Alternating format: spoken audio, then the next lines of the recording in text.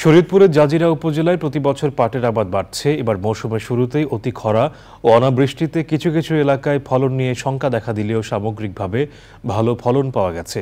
সেই সঙ্গে বাজার দর ভালো পাওয়ায় লাভবান কৃষক। শরীয়তপুর থেকে এস এম মুজিবুর রহমানের রিপোর্ট। এখন জন্ম সনদ দিয়ে খোলো বিকাশ স্টুডেন্ট অ্যাকাউন্ট। নিজের বিকাশ নিজে কর।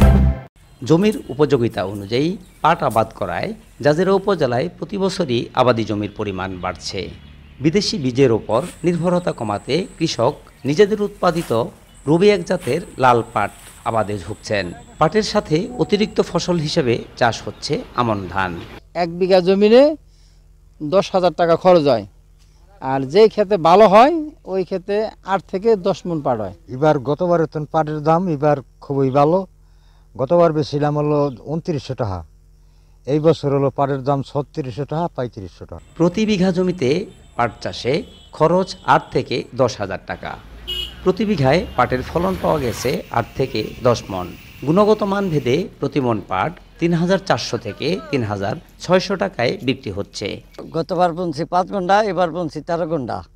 মানে দাম যা আছে এতে আমরা মোটামুটি ভালোভাবে চলতে পারি। বৃষ্টিটা মনে করেন চৈত্র মাস আমার কাছে হয় নাই কা, এরপর আষাঢ় মাসে কিরম খরা চলে মাটি ফাটিয়ে গেছে, নাহলে একটু ভালো হইতো। পাটের উৎপাদন বাড়াতে প্রণোদনা কর্মসূচি সহ মাঠ পর্যায়ে কারিগরি সহায়তা ও পরামর্শ দেওয়ার কথা জানায় স্থানীয় কৃষি বিভাগ। আমরা কৃষকদের প্রণোদনা বিতরণ করেছি, আমরা কৃষকদের কারিগরি সেবা প্রদান করছি এবং পরামর্শ প্রদান করছি।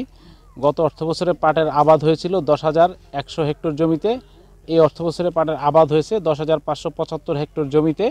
এবছর পাটের উৎপাদন ভালো এবং দামও ভালো। আমরা আশা করছি এবছর পাট চাষিরা অধিক লাভবান হবে। গত বছর জাজিরায় 10,100 হেক্টর জমিতে পাটের আবাদ হয়েছিল, এবার আবাদ হয়েছে 10,575 হেক্টরে। শরীয়তপুর থেকে S M Mujibur Rahman, channel I.